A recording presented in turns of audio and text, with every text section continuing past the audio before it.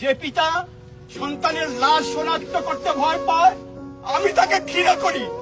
যে ভাই এখনো স্বাভাবিক নির্লজ্জ হয়ে আছে আমি তাকে ঘৃণা করি।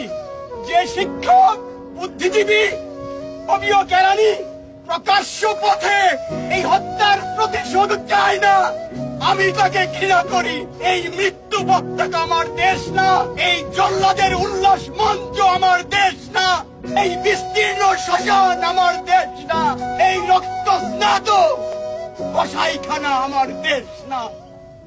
রাজাকার শব্দটা প্রকাণ্ড একটা গালি, যাকে তাকে দেবেন না। আমার ছাত্রছাত্রী, আমাদের মেয়ে ছাত্রছাত্রীদের উপর যে লাঞ্ছনা হয়েছে তার বিচার বিধাতা করবেন। তার বিচারের জন্য আমরা নেমেছি। কার কাছে বিচার চাবো? কোথায় বিচার চাবো?